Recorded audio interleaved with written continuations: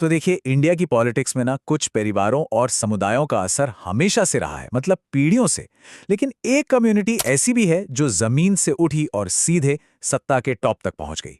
तो आज हम बात करने वाले हैं यादव समुदाय के 10 सबसे पावरफुल नेताओं के बारे में।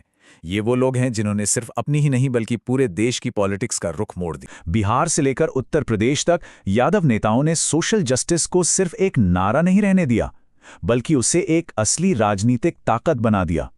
तो चलिए इस सफर को नंबर 10 से शुरू करते हैं। लिस्ट में 10वें नंबर पर एक ऐसा नाम है जो वेस्टर्न उत्तर प्रदेश की पॉलिटिक्स में पावर और कंट्रोवर्सी दोनों का दूसरा नाम बन गया। धर्मपाल सिंह यादव, जिन्हें सब जानते हैं डीपी यादव के नाम से। इन्होंने राजनीति के जो नियम थे उन्हें अपने तरीके से फिर से लिखा। डीपी यादव की सबसे खास बात पता है क्या थी? वो पॉलिटिक्स की हर सीढ़ी पर पहुंचे, एमएलए से लेकर लोकसभा और फिर राज्यसभा तक।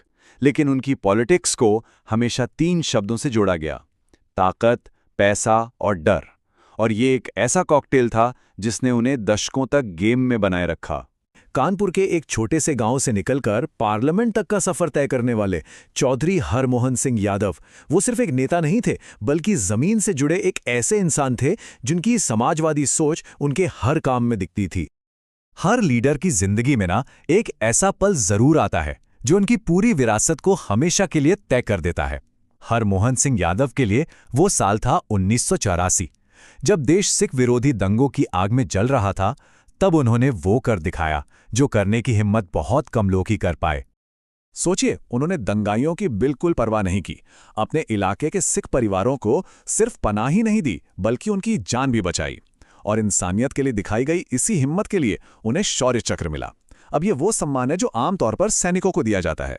ये बात हमें सिखाती है कि असली बहादुरी सिर्फ बॉर्डर पर ही नहीं, समाज के बीच में भी होती है। हमारी लिस्ट में 8वें नंबर पर है नित्यानंद राय। ये एक ऐसा चेहरा है जो आज सेंट्रल गवर्नमेंट की सबसे अहम जिम्मेदारियों में से एक संभाल रहे हैं। बिहार की राजनीति से निकलकर वो आज देश के सिक्योरिटी सिस्टम का एक बहुत जरूरी हिस्सा बन चुके हैं। हाजीपुर से उनका सफर शुरू हुआ, 4 बार विधायक बने, फिर सांसद बनकर दिल्ली पहुंचे और 2019 से वो गृह राज्य मंत्री हैं। इसका सीधा सा मतलब ये है कि देश की इंटरनल सिक्योरिटी और सेंट्रल एजेंसियों से जुड़े बड़े फैसलों में उनकी सीधी भूमिका होती है। वाकई में एक बहुत बड़ी जिम्मेदारी है ये। 7वें नंबर पर हैं राव इंद्रजीत सिंह, जिनकी जड़ों में ही सियासत है।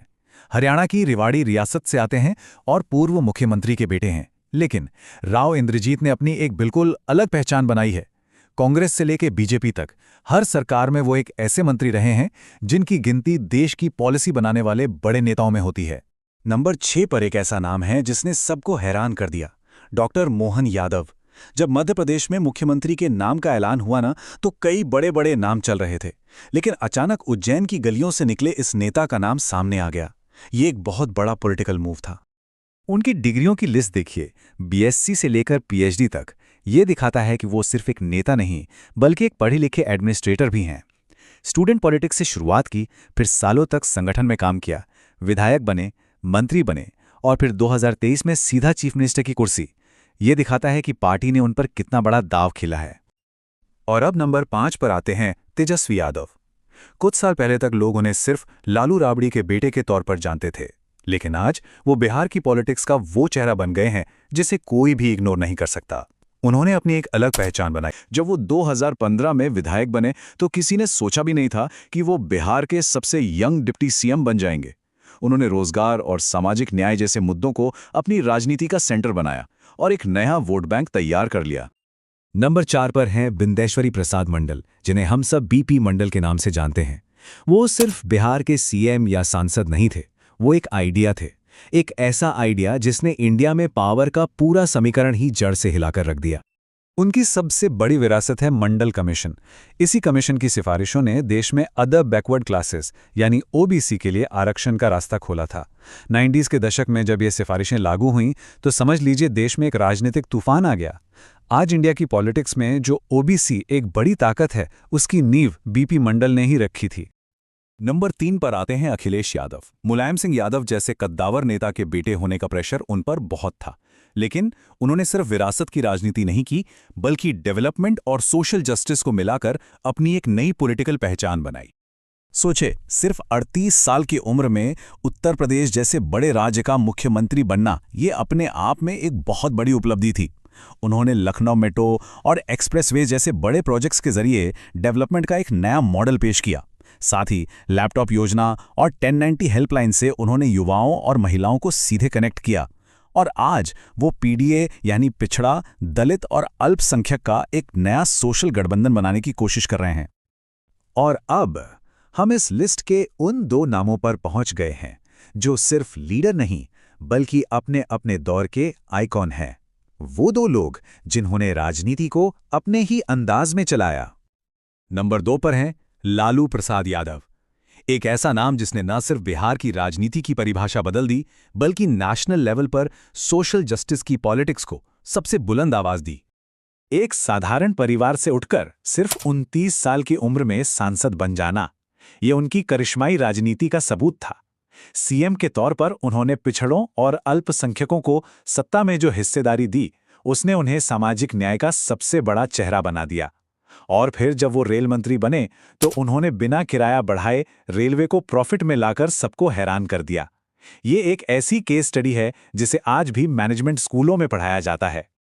और अब नंबर 1, वो नाम जिसका सबको इंतजार था, मुलायम सिंह यादव, जिन्हें उनके कार्यकर्ता प्यार से नेताजी कहते थे। इटावा के एक गांव में कुश्ती के अखाड़े में दांव पेच सीखने वाले मुलायम सिंह यादव ने पॉलिटिक्स के अखाड़े में भी बड़े बड़े धुरंधरों को मात दी। उनका जो अविश्वसनीय सफर है वो 1967 में पहली बार एमएलए बनने से शुरू हुआ और 3 बार यूपी के सीएम और देश के रक्षा मंत्री बनने तक चला। उन्होंने ये साबित कर दिया कि अगर सही दांव लगाना आता हो और जनता का साथ हो तो कोई भी मंजिल दूर नहीं है। 1992 में समाजवादी पार्टी की स्थापना सिर्फ एक पॉलिटिकल पार्टी बनाना नहीं था, ये यूपी में पिछड़ों, किसानों और मजदूरों के लिए एक नई आवाज का उठना था। मुलायम सिंह यादव ही वो नींव का पत्थर हैं जिस पर आज यादव राजनीति की पूरी इमारत खड़ी है।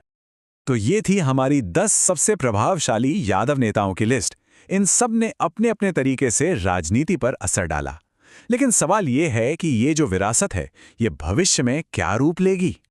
तो हो सकता है कि कई लोग इस लिस्ट से सहमत ना हों। बिल्कुल हो सकता है, शायद उनकी अपनी कोई लिस्ट हो। और सच कहूं तो यही तो पॉलिटिक्स की खूबसूरती है कि बहस और चर्चा कभी खत्म नहीं होनी चाहिए। सोचने वाली बात यह है कि इस लिस्ट में और कौन हो सकता था और किसे नहीं होना चाहिए था। और सबसे बड़ा सवाल तो ये है कि क्या आने वाले वक्त में कोई नया नेता आएगा जो इस पूरी लिस्ट को ही बदल कर रख देगा?